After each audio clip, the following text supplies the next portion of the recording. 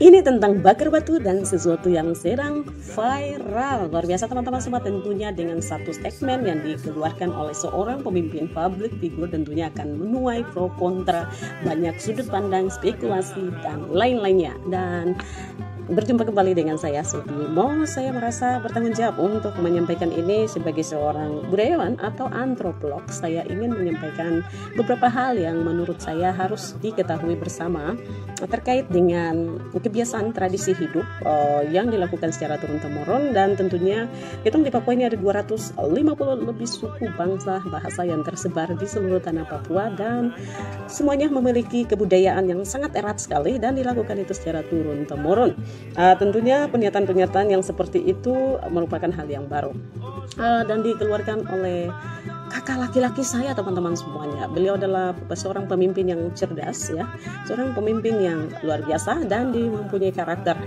yang baik untuk memimpin. Dalam kepemimpinan tradisional kita bisa bilang dia sebagai tonawi, ya, di masyarakat menyebut pemimpin adatnya sebagai tonawi. Kalau masyarakat di daerah Tabi dan sekitarnya menyebutnya sebagai ondoafi, di daerah Kepala Burung beberapa daerah menyebutnya sebagai raja, dan di daerah Lapago menyebutnya sebagai seorang kepala suku pigmen, pria berwibawa. Dan luar biasa sekali tentunya teman-teman semuanya. Ini kalau kita lihat kembali seorang gubernur Papua Tengah, beliau begitu luar biasa, ya, di masa kepemimpinannya sebagai bupati di Kabupaten Paniai.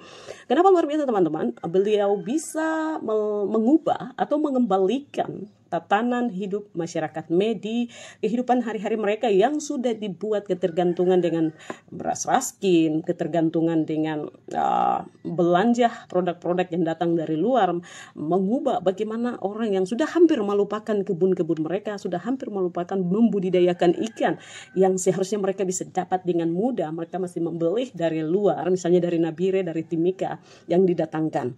Dan bagaimana beliau mengajarkan masyarakat adat untuk mengolah pangan lokal, apa yang dimiliki oleh masyarakat, dan beliau sudah lakukan. Dan satu hal yang luar biasa lagi, gebrakan yang dibuat, dan saya pikir pemimpin daerah di kabupaten lain di Papua belum buat, yaitu penerimaan formasi CPNS tahun 2008.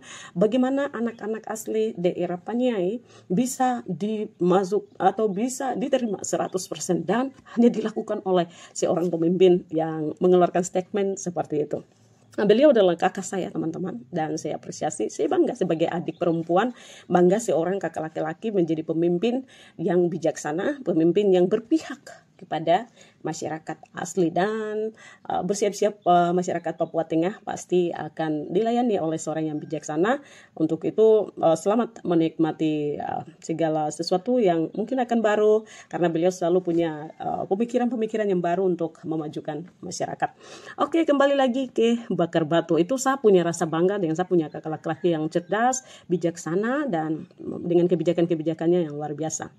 Ini tentang bakar batu. Oke, sebagai seorang antropolog, atau saya rasa berkontribusi sebagai seorang budayawan tentang pernyataan yang sapu kakak laki-laki keluarkan di beberapa hari lalu, ya. Videonya sudah bisa kita lihat bersama-sama.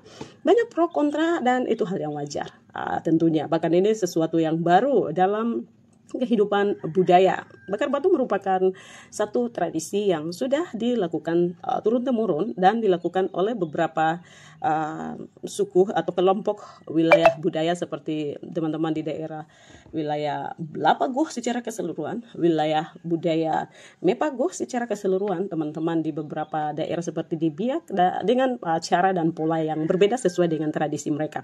Kita harus tahu ada 7 unsur budaya yang melekat dalam kehidupan masyarakat di suku-suku atau di klaim-klaim. Teman-teman semua, ini terkait dengan bakar batu. Di dalam video itu dibilang bakar batu tidak dibolehkan atau diberhentikan atau stop karena menghabiskan uang, ya. Ini mungkin yang dimaksud adalah bakar batu yang dengan volume yang besar dan dengan menggunakan anggaran yang berasal dari anggaran pemerintah. Saya pikir ini wajar dikatakan oleh beliau karena Papua Tengah merupakan provinsi pemekaran baru yang saya pikir belum banyak dana mengalir ke sana, PAD belum dihasilkan oleh kabupaten-kabupaten, belum ada kebijakan-kebijakan bagaimana provinsi ini dikelola. Dan saya pikir Provinsi Papua Tengah merupakan provinsi yang baru sehingga membutuhkan biaya yang cukup untuk berbagai bidang, sektor bidang dikembangkan. Nah, Provinsi Papua Tengah merupakan provinsi baru dan saya berpikir mereka harus fokus untuk pengembangan pembangunannya, dan saya berpikir itu masuk akal dan saya sepakat dengan itu kalau memang mau fokus untuk pembangunan. Kemudian saya juga sepakat kalau itu menghentikan pesta pora dan lain sebagainya. Saya berharap ke depan tidak ada lagi pesta pora, acara kewa malam, toko-toko minuman akan ditutup karena segala macamnya bersumber dari sana.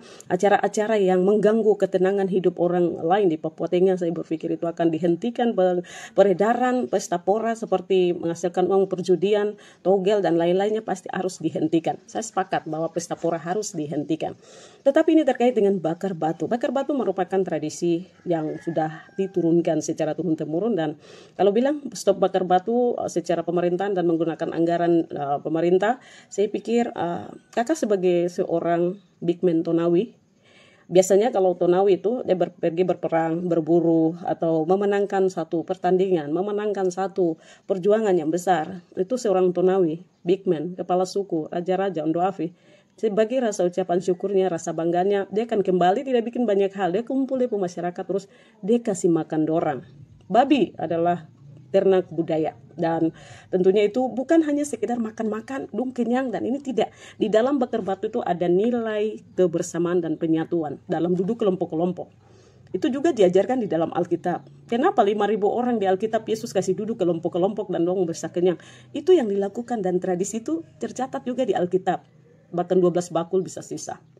Kemudian, kenapa harus ada bakar batu? Bukan bakar batu untuk kenyang, bukan bakar batu untuk bawa pulang uang, bukan bakar batu untuk makan sampai sakit. No, itu tradisi kebudayaan. Bakar batu untuk mengikat kebersamaan. Bakar batu, di dalam bakar batu tidak hanya ada nilai ekonomis, tetapi ada nilai religi. Bagaimana kita mengucap syukur karena Tuhan ciptakan kekayaan di tempat itu. Kemudian bagaimana kita juga ada tradisi kebersamaan di situ. Ada tradisi sistem kekerabatan terjalin di situ. Ada seni di situ. Bagaimana orang bisa bakar batu, siapa yang layak potong wam, siapa yang bagi, itu semua formasi seni ada di situ. Dan seluruh unsur kebudayaan ada di situ, kakak. Jadi diatur, jangan bilang bahasanya yang saya pikir kurang tepat.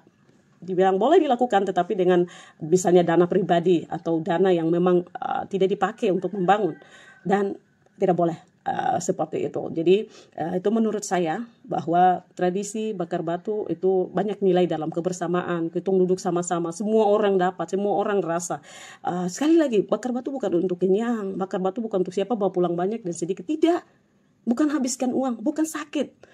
Bakar batu itu punya nilai dan makna yang besar. Jadi diatur saja volumenya, tetapi untuk Papua Tengah saya pikir dananya tidak maksimal. Karena itu kita bisa mengerti sama-sama. Sukses untuk sapu kakak laki-laki. Tuhan berkati kakak kepemimpinan, terus maju.